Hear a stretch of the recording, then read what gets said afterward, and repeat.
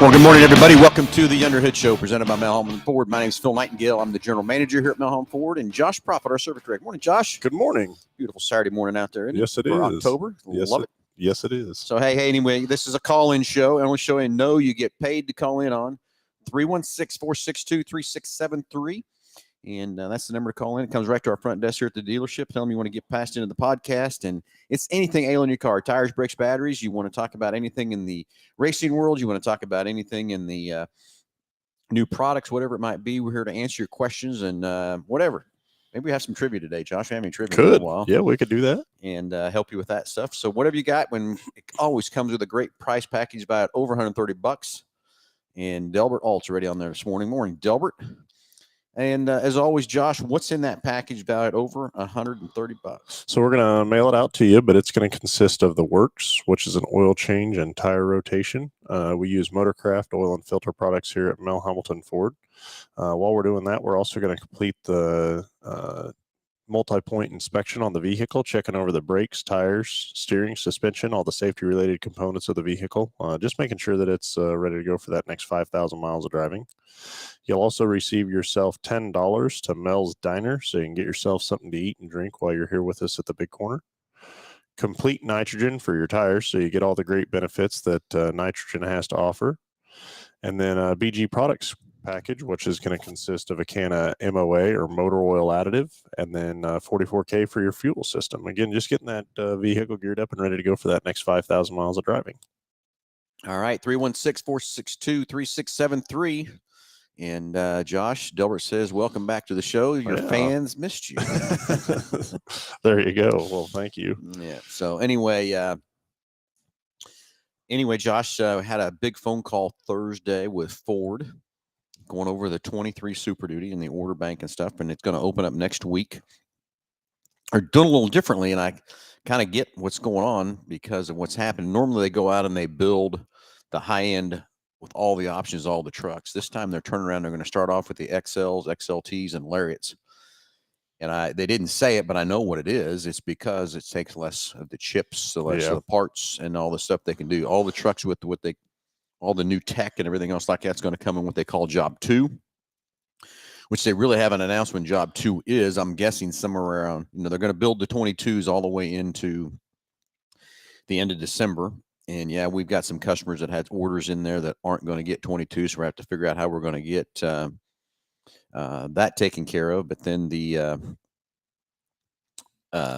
order bank will open up here next week on the 23, and then they'll start building 23s in January. So I'm guessing Job 2, March or April timeframe is what I'm guessing from that part. No, and I'm sure there's a lot of fleet customers out there, retail customers that are way behind, and they're running these vehicles longer just out of necessity from that side. And so I'm sure there's a huge demand for that kind of base model truck out there from the fleet side of things, I would guess.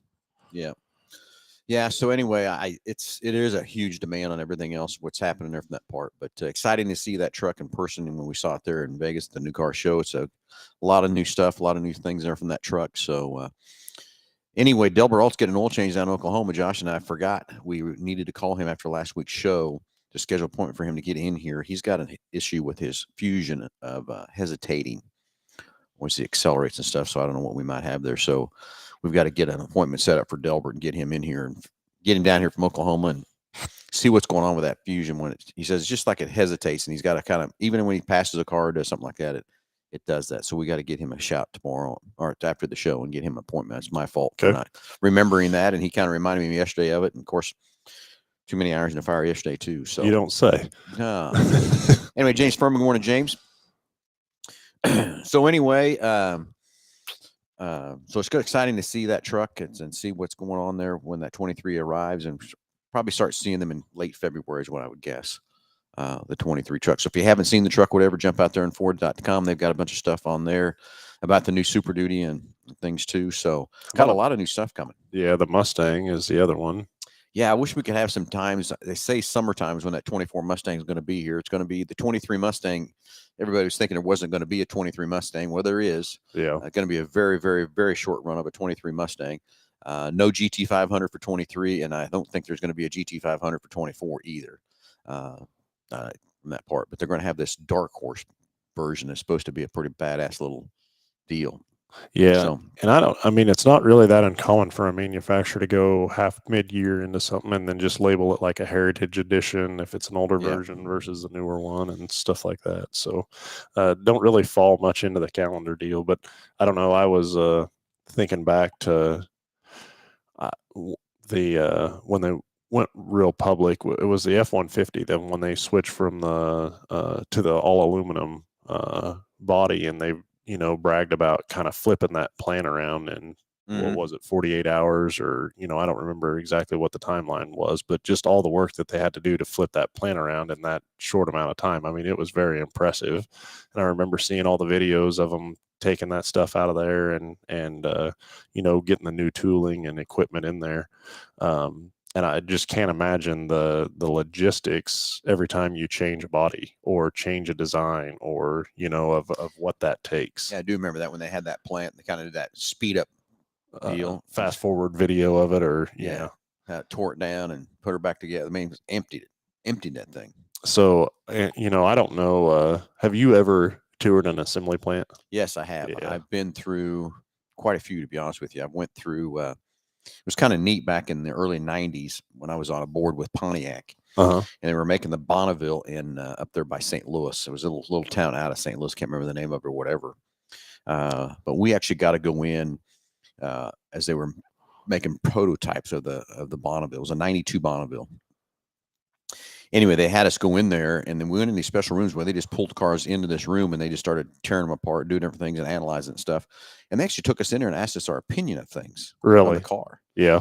And so we gave them our opinion and stuff like that. But what was really cool is when those cars finally hit the showroom, the things we had talked about changing in the car, they were changed. It was cool. I mean, it was really cool. I wish they'd do that today. Yeah. From that part to do that. I think everybody would have a newfound respect. I've never been able to tour a manufacturing plant or an assembly plant from that side of things, but just all the moving parts, and all the the computerization of the assembly and everything like that, I'm sure is very, very impressive to be able to see it all kind of come together, so to speak. Yeah. And then I went through the, this is way back to probably 9 or 10. I went through the Focus plant. And what was neat about that plant is where they took us on this one, it actually had rolls of steel being shipped in on trucks, and you'd watch them go through the plant. We walked that whole thing through to where that basically they rolled that out, that steel out, and started stamping hoods was the first thing they started stamping. Yeah. To watch those stamps go through, it's incredible to watch those things, pound those things out, and how they can get the quality and keep them the same and all that kind of stuff too. So I've been through that one. I'm trying to think of one other one I went through too, and I can't remember what it was. So have you been through a plant? I've never been through an assembly plant. So it's pretty wild. We were going to, this has been many, many years ago, but we were in Bowling Green and we were going to tour the Corvette plant over there, which I'm not sure if that would be, as similar as like an F-150 plant, because just thinking of the sheer volume difference between those two. But yeah, I've heard that it's just really any assembly plant like anything that is going to be extremely impressive. Well, it's kind of like we went through the Hoosier tire plant. I've never been to a tire, and watch a tire get built. I didn't have no idea there was that much into a tire. And I previous to going into that plant, I really just envisioned maybe a couple of molds. They poured hot rubber into it, melted up, and bam, you had a tire. You had a tire, right? To walk through that thing and just see the manpower and what they put into making sure that what hits the ground is a quality product is absolutely crazy. For sure. So now I can tell why we now have load force balancers. Too. Yeah. Well, I would agree with that. Because every one of them is going to be different, and we had sitting there seeing, it's just like you're saying, seeing that massive blob of rubber come in, and then they're treating it with different chemicals and testing it as it's going through these gigantic rollers. Just to make sure that it's exactly what they want as far as the compound goes before they ever even get started on that. But to take a raw material like that and then see it come out and be the to be something, to make something is definitely pretty impressive. Okay, so who's been through assembly plant? Call us up 316-462-3673. Don't care what it is. Yeah, what kind of any kind of assembly plant you've been through. Yeah, give us a call. Let us know what kind of a plant you went through, what was kind of blew you away, was amazing about that plant and stuff like that too. 316-462-3673. Who's been through an assembly plant and seen something built from basically nothing all the way through or whatever from that part? Any kind of assembly. It'd be cool to hear, but that is, I used to like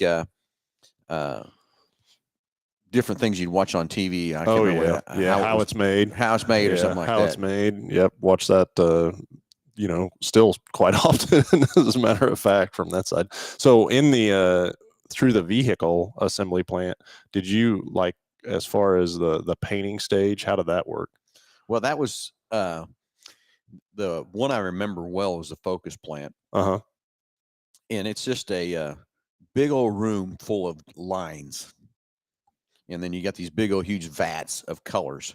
But what I still can't figure out is how they change colors. Yeah. Because those cars are coming down the line. They just a whole bunch of white ones and a whole bunch of silver ones and a whole bunch of it's not. They're all mixed in together, all different colors and stuff. And how that thing works. Do a black one, do a blue one. Shut those lines off and refeed another gun or what they do. They didn't get us all into that deep into that because you probably can't because the chemicals and everything else too. But it's a big room full of vat and all these lines are just running. You can see the colors in the vats and everything, and the lines coming through there, then going to the guns and stuff. But in the Focus plant, it was robots painting. Well, and they have that down to such a science as far as just putting the least amount of paint on the vehicle as possible to do the job. From that side, I'm sure for a dollar and cents standpoint, you figure if you overspray too much one car or, every car by just a couple of inches, by the end of the day, you could have painted a whole car for that. Well, yeah. And I still remember another time I went through a plant, that build transmissions too. And I don't know how to explain this to everybody in the show so you'll understand it, but you have a clutch pack. It's about, say, 7 inches in diameter, and it's about 4 inches tall, give or take, somewhere in there. And you would take a ring of a steel ring and then a fiber ring and a steel ring and just build that clutch pack up, probably 6 or 7 of them deep or whatever. But then the metal part had these notches that went into grooves that held into the outside of that drum so it would hold it. And some guy engineered figured out that he could take 2 of those notches off and not have the notches all the way around, and taking those 2 notches, I wish I could remember the numbers or whatever, it was millions of dollars that it saved. Them. But it was still enough, it was still strong enough to hold the torque and everything that it needed. But removing those 2 little pieces of metal, not having to have that on there, it saved millions of dollars over the years of building those transmissions. So it's things like that. I mean, I think they are in there trying to figure out ways to cut as minimum cost as they can. Well, even talking about that from that side of it, we see a lot of vehicles now, brand new off the assembly plant, that don't have a spare tire with them. Yeah. But then also you think back, okay, when was the last time I needed a spare? And everybody, I'm with you too, Josh. Of course, today I'm driving down, I guess, just getting off 235 on the Kellogg, and there's a trailer sitting there with a trailer tire blown out. Well, okay, that we know what happened there. He was low on air pressure, whatever. But how often do you see anybody along the side of the road with a tire bad? You don't, like you used to. I mean, I was back in the days, cars had 2 spares. Get where they were going. Or you carried around an extra one, or a floor jack, or just in case. Well, my dad had a toolbox in the back, and then he had a little box that had a set of jumper cables in it, and a blanket, and a quart of oil, and some antifreeze, and that he carried with him in the back of his car. That's what you had to do. Yeah. Yep. There was nothing to see somebody along the side of the road, somebody working on a car or doing something like that. Well, on the other side, though, too, your dad would, I just know, would be one of those people that if somebody else was on the side of the road, he'd stop and, try and help them from that side of it, for sure. Yeah, no doubt. And so it might not have been as much for him as it was for everybody else on the side of the road, for sure. So, but, you think about it from a manufacturer standpoint. I mean, think of the savings by the time you did the tire and the wheel. And then, I mean, the other side of it is weight, not carrying around the extra weight for fuel economy, for sure. So it's just definitely, I'm sure they're looking at every little thing, trying to see what they can save here and there, but still make it do its job and function for sure when it comes to the manufacturing side of things. Yeah, exactly. Anyway, James Furman says he went through a Crayola crayon plant. I bet that would be pretty cool to watch that too. Be a lot of wax. That's what he said. Yeah. A lot of wax. But the other thing is freaking seeing the machines that would put those labels around that crayon. Oh yeah, wrap them around there. I think that's different things like that to set up that automation. Was just to see how fast it could do it. Oh yeah. Exactly. Hey, 316-462-3673. Who's been through an assembly plant? It would be cool if it was an automobile plant, but whatever it is. 316-462. At the Crayola Crown plant, it was all automated and it was flying and everything was working great. And then I touched something and ta-da, rainbow.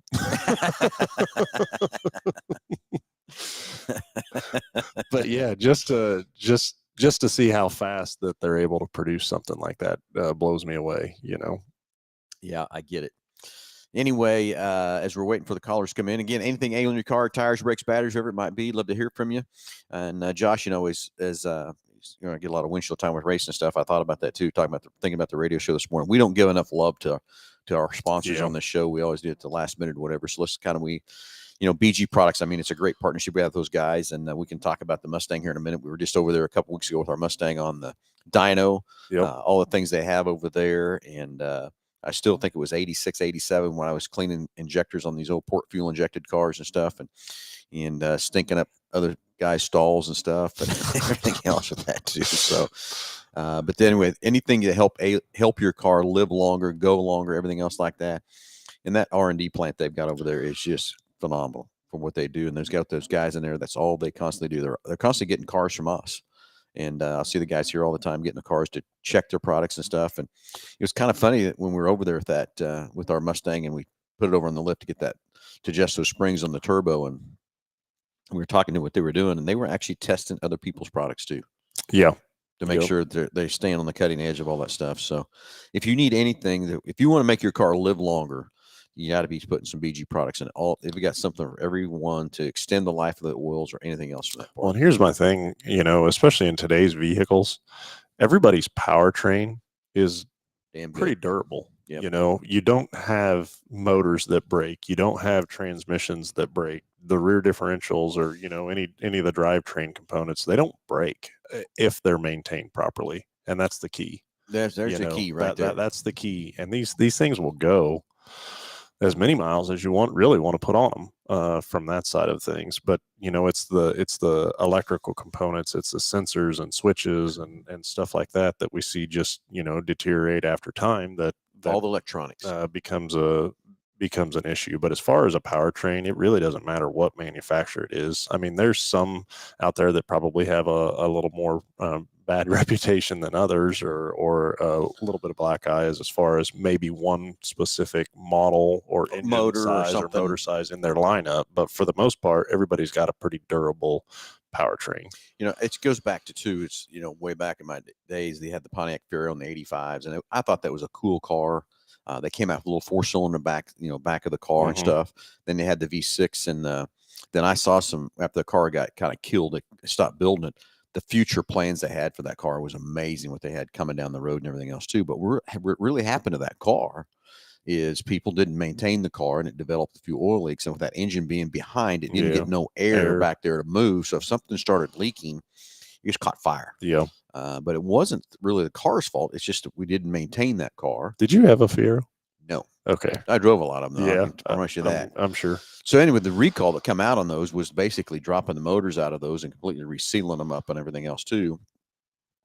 And let me tell you how many of those things I did. Yeah. I mean, I had that thing down to a science, man, how I could yank that thing out. Did they drive? I don't think I've ever even driven a Fiero. We haven't? They drove pretty cool. With the engine in the rear and stuff as far as weight distribution. So basically they just took, instead of a front wheel drive, they just moved it to the back. Flip it around. Yeah, but then they came up with the V6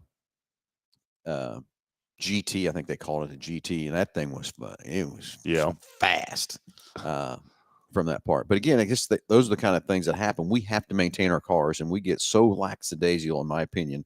I'm the same way of not maintaining it the way we need to or whatever. And well, it's just, and I don't think really anybody has misintent. It's just a matter of being busy, and you think back of when something happens and you're like, oh, that was just 6 months ago or a year ago. And then it's it turns out it's 4 or 5 years ago. I mean, it's I don't, like I said, I don't think it's just misintended. It's just not really taking the We'll time. get it later. We'll get it later. Yeah, We'll get it yeah. later. We'll get it later. And then we forget about what it is and how long it's been and all that kind of stuff too. So just being busy from that side of things. So, yeah. we talked about just kind of unique designs. The other one was that always impressed me was the quadristeer vehicles with quadristeer. Yeah. Mm-hmm. So Chevrolet. I don't think I've ever drove one of those. You didn't drive one of the Chevy pickups or the GMCs with the? I don't think I ever did. So they had that, and then they had the Dodge had that Stealth, the car that had quadristeer on it for a little while. I mean, that was way before GM had come out with theirs. But yeah, I think one or two of those trucks. There was one that the guy brought into the dealership over at Hutch that we worked on or whatever a time or two. Yeah, I remember that coming in there, but I don't remember. So I don't think I drove that car, that truck. Pretty sure I drove it, but I always thought that a person pulling a trailer or backing a trailer having that would be cool, just unique or different for sure. And I remember I think the option was like $4,500 or something like that to be able to have it on it, which in 2003, 2004, that was a pretty good chunk of change. So it just never really caught on, from that side. So yeah, it didn't for sure. But hey, 316-462-3673. Love to hear from you. Anything ailing your car, tires, brakes, batteries, anything in the racing world, anything in new products, anything in the automobile world. Love to hear from you. Any question you might have or comment or whatever, then we can give you this great price package about over $130. So on the MH Ford racing side of things, we're definitely starting to wind down there for sure. But I had a couple of different events this weekend. So yeah, we are all over this weekend. We are, of course, up at Salina last Thursday, Friday, Saturday for their clash that they have each year, which has been postponed due to rain here the first part of the month, and they rescheduled it up. So it's going on tonight, and then Enid was last night, and at Enid, and then Nick and Matt are in. They're in Nebraska at the I-80, I think, at the World of Outlaw shows up there. So they got a 3-day run through Nebraska, and can't remember where all they're going, but they end up in Kansas City, I think, don't they? Yeah, is it the Lakeside? I can't remember where all they're going. So got a lot of things happening there too. Going to make a run up to Salina here later with some extra parts to take care of the few racers in Salina. I didn't really hear what happened at Enid, how everything's going there and stuff too, but I know things were good up at I-80 with Nick and the World Outlaw guys. And if I wasn't racing, I'd love to go watch those guys run. Those guys are pretty impressive what they can put out and what they do from that part. So it's kind of winding down. I think we of course, we say winding down. We wind down with the dirt track, but then in November we kick off all the go-karts and all that kind of stuff. We're going to be running around doing that kind of thing too to take care of the go-karts and through Oklahoma and part of Kansas and stuff too. I don't know if we get up in Nebraska on the go-karts or not too. I've heard the schedule, but I haven't really studied that schedule a little bit on the go-karts and stuff too. And from that part, get the Hoosier tires and everything else. Get those kids young in the sport and get them moving up and the big cars and stuff like that too. So won't be long. It'll be Chili Bowl season. It's I got tickets. Oh, did you? I got the tickets, baby. I got the tickets. There you go. Yeah. Sarah, you might stay tuned for that. We might have a few giveaway tickets on the old Chili Bowl again. Very good. Like we kind of do each and every year. Of course, we'll do the radio show live down there again. I've already been talking to Mr. Holbert about it. Hopefully he can get on the show with us again this year, but I don't know. It depends on timing and all that kind of stuff too. But Sue, maybe we can get on the show down there at the Chili Bowl with us. We got to get a good spot down there and everything else too. Yeah. From that part too. We kind of go right there in that entryway, and it's kind of hard to get the internet to work and that kind of stuff too. But all kinds of exciting stuff coming. Like you said, it's winding down. Well, ain't nothing winding down. On the dirt track side of things, I guess, kind of winding down. Yes, the dirt track thing, it is kind of winding down. And of course, we've got the USMTS run coming through again towards the end of the month. So that'll be fun and exciting too. So did you guys talk much? Wasn't able to tune in last weekend, but did you just talk much about the Mustang? The drag car? No, we need to talk about that because we didn't know what happened last week. Oh, okay. Gotcha. We went out last Friday, and so if you haven't seen it, Hunt for Horsepower on our YouTube page, and we're doing different episodes. We basically took a brand new 21 Mustang, and we took it from bone stock and took it out to the drag strip and saw what it would run, and then we started adding parts and pieces to it. And showed you how much more quicker it got in the quarter mile and what it cost you to do that and the dollars and parts and labor and all that kind of stuff. And so that's why we're over BG, kind of tuning a little bit more. And so we decided to take it to the track and Went out there last Friday, and Nick did about a 3/4 pass, and that thing did a 10:01, which was pretty impressive on that part. Yeah. So we geared it back up and took another run at it, and he pulled up to the start line. I saw a little bit of smoke coming out the exhaust, and I thought, oh, that's condensation. Condensation. Were you convincing yourself, or I was trying to? Yeah. I was trying to convince myself that was what it was, because there is a lot of condensation going to develop with those turbos and the fuels were running and stuff. And of course, it was pretty cool out too. So that's why I thought, it's condensation. It was cool Friday, but it wasn't condensation. We got about 8th mile, and smoke started blowing out of that old thing pretty hard. And Nick said that's about when the oil started hitting the tires, and we ran a 984. So that run still running 984. Yeah.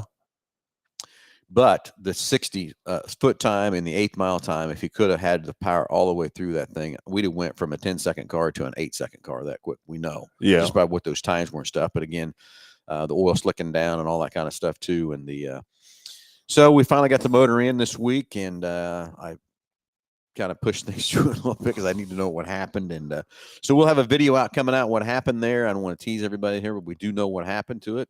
We do know what the failed part is. We do know what's happened. So you need to go to Hunt for Horsepower on our YouTube page and follow that YouTube through there. And we're going to do a last shot video Monday morning, Josh, and recapping what happened. I don't want to tell everybody what happened yet because the video's coming. But it's exactly what I thought happened. I knew that's what happened when it happened. I was hoping it was something different in that part. So we've got a new plan of attack for the Mustang, and now we kind of know where the weak point was. And I don't know if you call it a weak point, because we know what failed. We know where that's at. I guess you have to say that is the weak point, but we're going to talk more about that in the video of what happened to that motor. But we got another motor on order. I'm glad you didn't order what we thought we should have ordered. Previous, because now we're going to go a different route on the car. We decided, because we started looking at dollars and cents and what makes sense and what's going to be good for viewers to watch and all that kind of stuff too. So stay tuned for the Hunt for Horsepower at Mel Hambelton Ford Racing, and on the 21 Mustang. I think there's 5 episodes out there now. We've got a whole bunch of episodes put together, because we got the episode of BG Products when we're out there on the dyno. Oh yeah. Then we got the video of us at the drag strip, and then now we're going to have another final video on Monday that we're going to take and put that all together, and so you can see all that stuff out there with that 21 Mustang. And very exciting. Yeah, very exciting. So anyway, James Furman, the World Outlaw Sprint Cars were at I-80 last night, and then they'll head to Lakeside tonight. And then next weekend, the World Outlaws will be at Hambelton on the 21st and 81 Speedway on the 22nd. So we got a nice little run through here with the World Outlaw show. So a lot of places to go to see those guys, and those World Outlaw guys, and they're pretty serious about it. Well, they're pretty serious about it, but they also got some big cojones to drive those cars like they drive them. They go flipping around those tracks. It don't take much for them to go for a ride. To go right on over. That I took a couple of kids through a tour through the facility, through the dealership here, and then down to Quick Lane yesterday in the warehouse and all that stuff. And the Mustang was definitely intriguing from that side. So so you show them the Mustang back here? It was more of a how quick can we get to that and talk about that type deal. And I think back to when I was that age. I mean, I know what I'd been about it. That's what drew me right into this industry. From that side is it was all about going fast or trying to go faster. For sure. And no doubt. I go back and think about what's crazy with me is I remember the stupid things I did to try to go fast.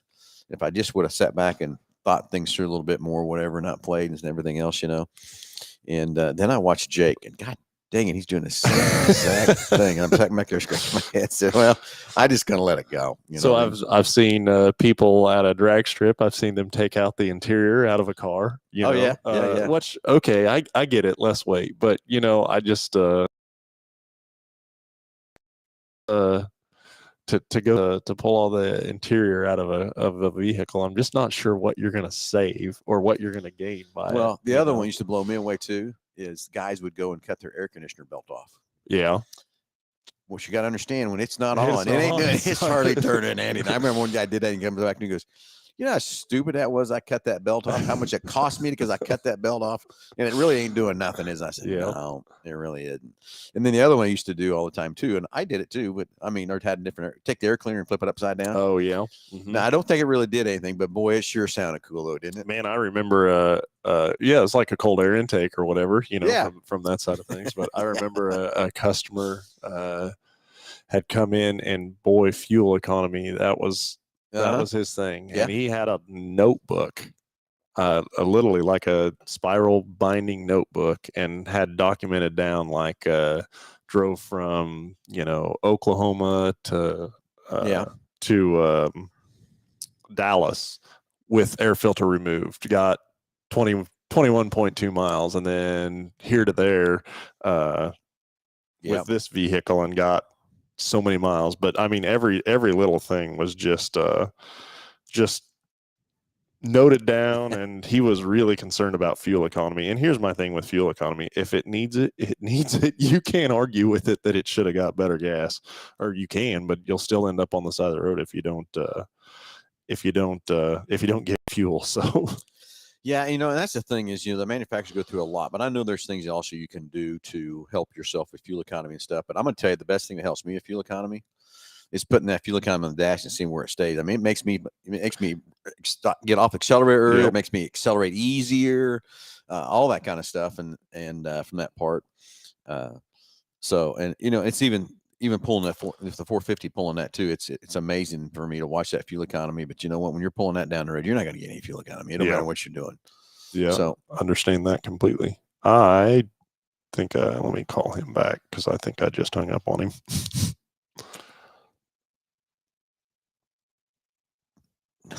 Please leave your message for.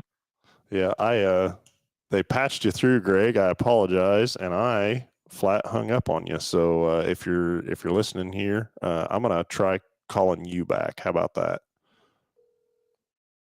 Well, dang it, I did it again there.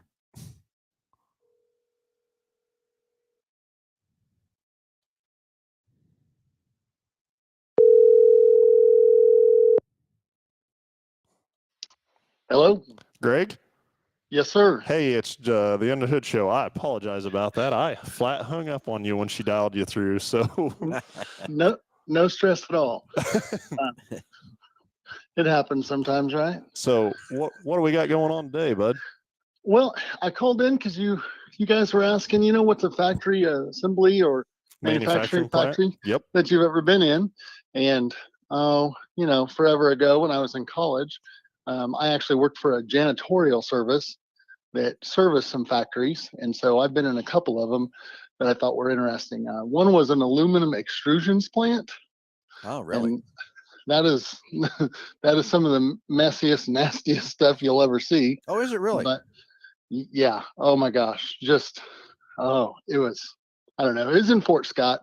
Because whatever, that's where I was going to school. And anyhow, that was interesting. But the one I really wanted to share about was a Dayco plant. They made mostly belts there, but they also made hoses. And so if you ever buy a Dayco belt, I've seen the gal that skives. It's called skiving, where they make them into a V belt. But it's still 25 years ago, that was still a hand deal because you have to turn the belt inside out and put it on this deal that spins it around, and then razor blades kind of trim off the inside to make it a V belt. Oh, really? So a razor blade trims the V in it. Mm-hmm. Yep. And then they got different bevels. I thought that would be in a mold, but it's not in a mold. No, they come off actually in kind of a tube, if you can imagine, and then they get sliced to the width, and then they go to skiving, and at skiving they get turned inside out, and this razor blade, it stretches and starts to rotate it, and she actuates the thing, and it trims off the V, and then she turns it right side back out again and hangs it up to go somewhere else. There's still a lot of hand stuff. Or there was 25 years ago. But I'm sure if you're still running a V belt, it's similar. Well, that's what I was just getting ready to go to is, the V belts have kind of went away. Now we're into all the serpentine belts. I kind of wonder how they're kind of made those belts got those grooves in them. And I'm kind of wondering, that's probably done by razor blade too. They probably slice those grooves in the serpentine belt too. I always just thought it was a mold like a tire. But you said it's in Fort Scott. I wonder if that plant's still there. You know, I don't know. I haven't gone to Fort Scott in a long time, but you know, the things we do when we're going to school. I mean, Yeah. I don't know. I worked at the Dayco plant. I worked in an aluminum extrusions place. I did. So worked one at of a bank. that aluminum deal, what was the message? Was they have oils or something they had to have to cut that aluminum, or? You know, it was just dirty. I mean, I don't know. And of course, the only things I cleaned were in the office and then the bathrooms on the floor. But Yeah. just walking through, it was, I don't know. It was dirty everywhere. I didn't clean anything in the factory, but I'd walk. There was a bathroom towards the back, and I'd have to walk back there. It's just a messy place. I'd love to see what that was like too. Where was that at? It was also in Fort Scott. It was also Fort Scott. I got you. Yeah. Yep. Well, I you know, the jobs we do. I worked at for the city of Fort Scott. They were building a warehouse there south of town. They were going to build it, and the city agreed to do the groundwork for the industrial complex. So we were flattening off one hill and filling in a valley, and I drove the water truck. Water truck. I'd have to. That's cool. Well, yeah, that's, you know, the other guys. You know, I was in college, Yeah. so it had like a 5-horse motor on the back of it, and I'd go fill it up out of the hydrant, and then scrapers and graders would go top off the hill and come fill it in the valley, but I'd have to spray the water. And there was a gal there from, I don't know, some service that was checking compaction levels, and sometimes it was more water, sometimes it was less, but I don't know, just work. It's work, right? Well, that's cool. Thank you. I appreciate the call. It's whatever. Thanks for calling me back, because I was like, man, I was going to tell him about working. Man. And I'll be on that. I want to go back to that Dayco plant. Those just little to rubber, see how it changed or whatever over the years too. Right. Those little rubber that they trim off, that stuff gets everywhere. Well, I can't imagine anybody goes home and feels clean. And then I was wondering about, you know, waste on that. Are they able to reuse that or recycle it and put it back in the initial stages of that process or not, you know? You know, I don't know. You know, now that I'm on the phone with you guys, I'm thinking of another factory I worked at. I worked at IBP in Emporia, beef processing. Oh boy, my gosh. Oh boy, not for me either. Well, I worked at the very, very end. I loaded semi trucks. Yeah. So I tell you what, 60,000 pounds of beef loads a trailer, and you load 4 of those in a night, and you don't have to work out. You don't have to. Your workout's done, right? You're not leaving there and going to the gym, is what you're saying. You know, that's exactly right. You know, I race in Dodge City, and as I go down 400 all the way through there, the last where I take my left-hand turn towards the track, I go past that big processing plant there in Dodge City. I mean, that thing's massive, and there's just semis lined up everywhere doing that deal. So I'd about imagine what goes through that big old plant stuff too. Crazy. Yep. Well, thank you guys. I appreciate it. Hey, Greg, thanks for the call, bud. Appreciate it. Sorry about hanging up on you, bud. No worries. See you, buddy. Have a good day, man. Anyway, Matt West. Good morning, Matt. What's going on at I-80? Or I guess maybe you're headed Lakeside now. So I don't know if you or Nick wants to call in and give us an update on how your night was at I-80. Love to hear from you too. So you or Nick, give us a shout. Tell us what's going on, where you're headed, and where Mel Hambelton Racing's headed next. And I guess it's Lakeside. So give us a shout if you want to too. Okay. So anyway, Josh. We kind of covered a lot of stuff here already this morning. Yeah, we did. And that was a great call from it was Greg. Yeah, that you know, I think just any assembly plan of you know, there's always and then two, he was talking about it being 25 years ago. I can't imagine how that's changed. You know, I bet it's drastically changed. Yeah, for sure. Yeah, going to a processing plant. Ooh, boy, howdy. No, thank you. Not sure that'd be what I'd want to do. But before we took the call, we started in on sponsors and talking about sponsors and talking about BG and all that they do for us, or, you know, and the partnership that we have with those guys. And I will say just the amount of research and development that they put into these vehicles, and just knowing that we're offering a quality product. You know, because there is a lot. Snake oil. Yeah, you can go to a parts house or a parts store, and man, the difference in products that are available to a consumer, but then also the price points at which these products are available. You know, if you get a fuel cleaner or for $1.99, you're not really buying a fuel cleaner. there's just no way. No. And you had mentioned about when we were down there and all the testing that they did on competitors' products, and just to make sure that, or the comparison of their products to other products, or what their products can add to, like any motor oil. If you have a specific motor oil that you want to run, and then what the BG additive would also be a benefit to put with that oil to accent that oil. So it's and then I think too of all the research and development that they would have to do just for weights of oil, for example. How many different weights of oil there are out there, or how many different manufacturers of oil there are out there, and to make sure that product is compatible with all that stuff, or coolants. The number of coolants out there is crazy. Yeah. So yeah, that is a great partnership we have with BG, and like you said, I love those things we have with them guys, and just knowing, like you said, it's a good product, and you're not just putting something in your tank that doesn't work. And how they prove it is they go put it on the dyno, and they do the stuff and show that, and then it's amazing when they take one of our vehicles and put it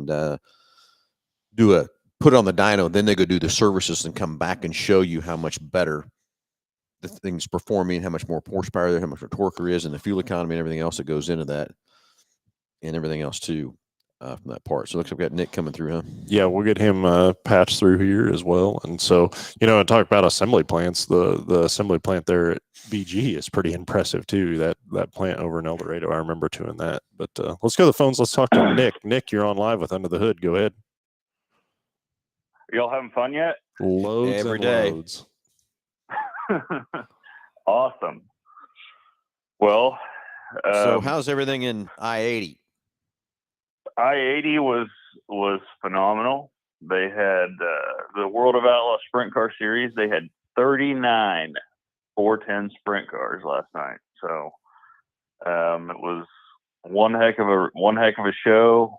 Of course, I-80 Speedway is closing after this season. So last night was the last time that the World of Outlaws will get to race at I-80. I think they've been coming there every year since like 1995 or something like that. So kind of sad for the teams and the Kosiski family, but after the races tonight, I-80 Speedway closes indefinitely. It's definitely been one of the premier places to race in this part of the country, but it'd definitely be sad to see it go. But well, I wish someone would jump in there and buy that thing. I think that thing was a little bit closer to us, Nick. We'd be in there looking at that thing, but it's just too far away for us. To jump in that bandwagon too. But boy, it would be nice someone to step up and do something with that racetrack. Because Kosinski's have had some good success with it. I know they're just tired. I think that's part of it, isn't it, Nick? They're just tired.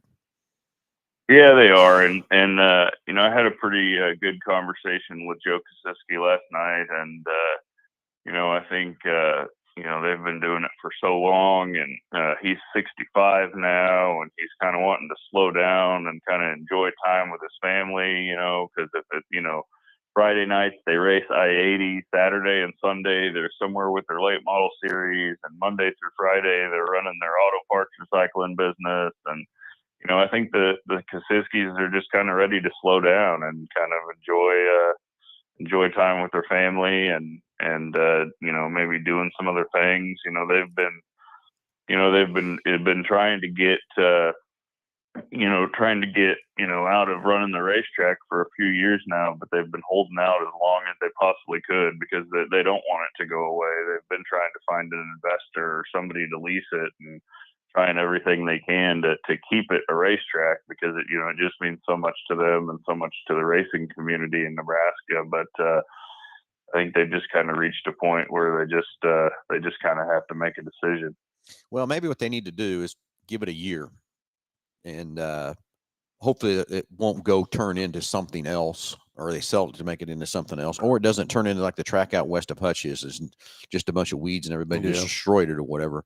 So maybe they give it a break, give it a year, and maybe somebody will come around and then jump on a thing. I wish it was a little closer. I can promise you that. But it is too far away yeah. for us to do something with that part. But maybe somebody here in the next year, if they can keep the thing maintained and keep it okay, that would still be worthwhile for someone to jump in. You know, there's a couple tracks I think in Oklahoma have kind of done. They go away for a little bit and then they're back in again and that kind of thing too. So maybe that can be what happens. I don't know. It's what needs to happen. Let's put it that way for racing. Yeah, exactly. I mean, just for the sake of racing in general, like I said, that's one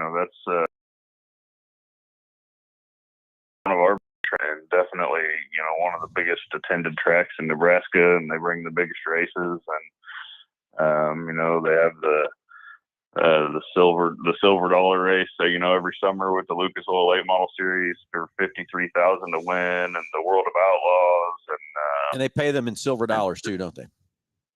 53,000. They used to. I don't know if they don't do it anymore, but I know they used to. They used to pay it out in silver dollars.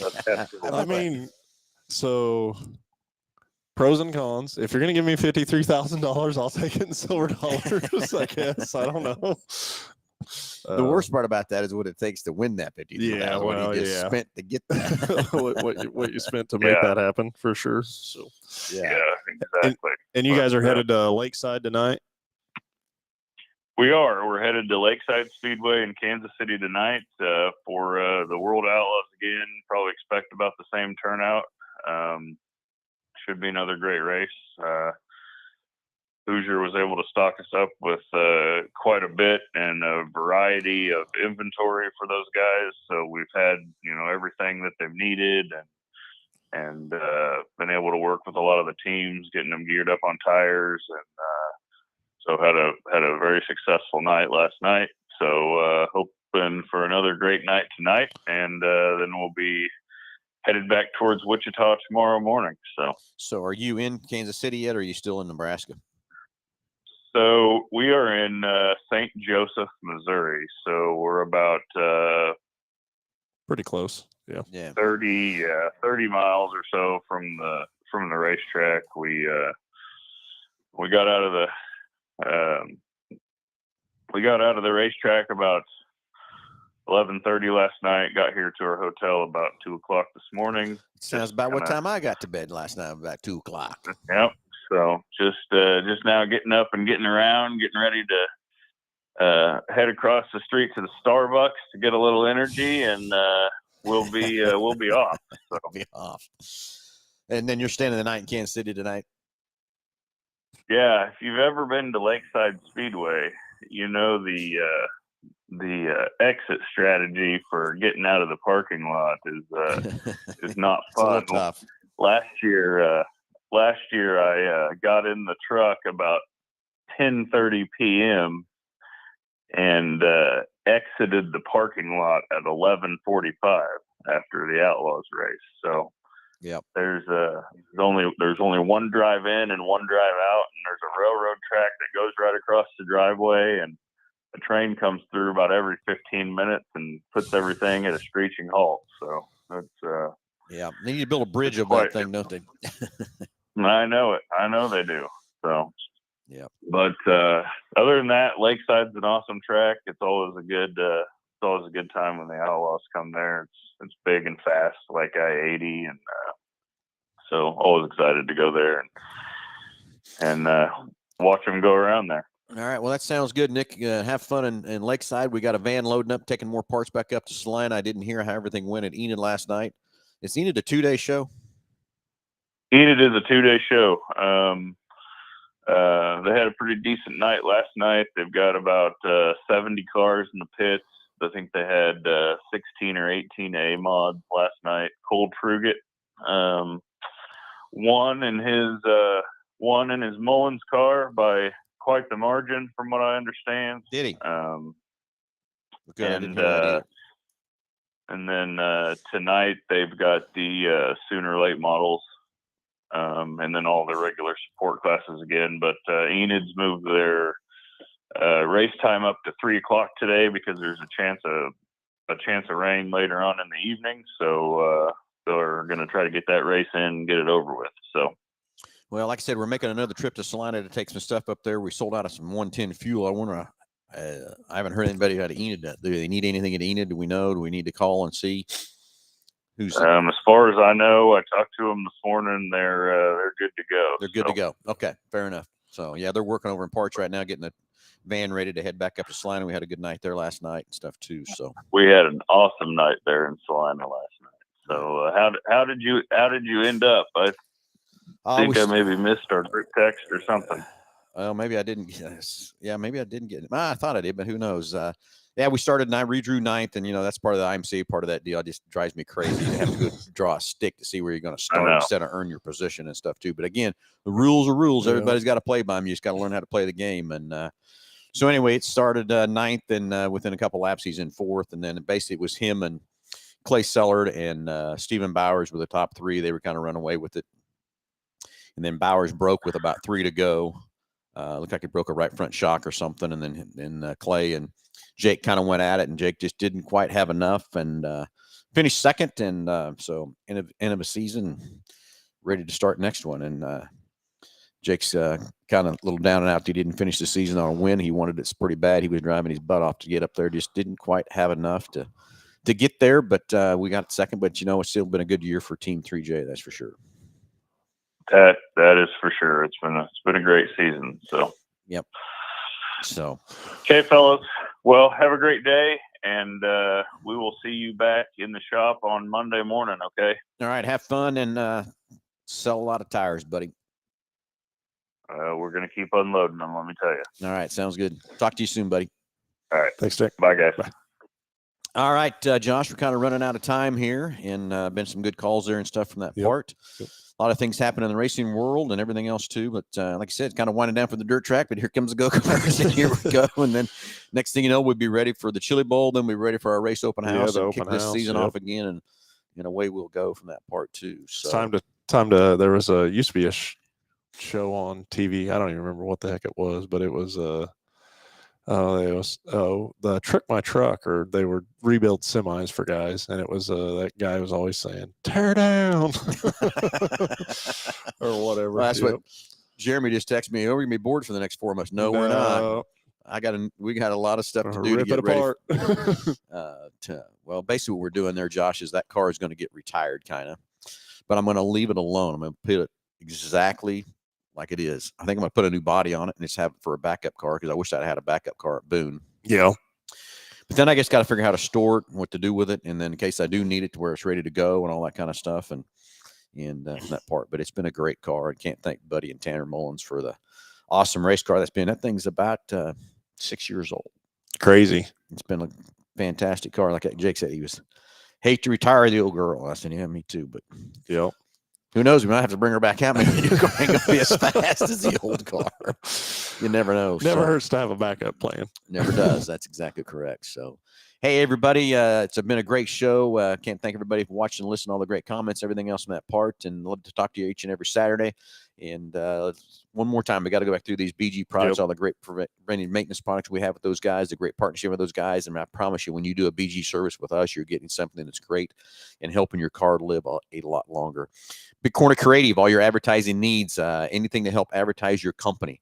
As they say, just Google us. And then when you Google them, you'll find out all the things they do, from helping your business grow, web page design. He's got a great group of guys that are doing web page design. Then we've got some designers doing all the wraps and all the big trucks and all the things. And we've got a 50-foot trailer coming in this week to wrap up. And so I'll be in the warehouse for a little bit. I have to pull some of them parts trailers out or something, Josh, to give them room to work on that. We've got to build a building for Big Corner Creative, all the things they got going on, all the big trucks they got going on too. So, hey, and Go to Rent. Hey, we're trying to work that inventory up a little bit better for Stan over at Go to Rent. If you're needing some vehicles for the holiday weekend, I'd suggest get your reservation in early, because we're still down about half that fleet over there. So he's got the 10 and 12 and 15 passenger vans for you. And if you need something to get to Grandma's house, you better grab it soon to make sure you're taken care of. Everybody have a great Saturday. We'll talk to you next Saturday.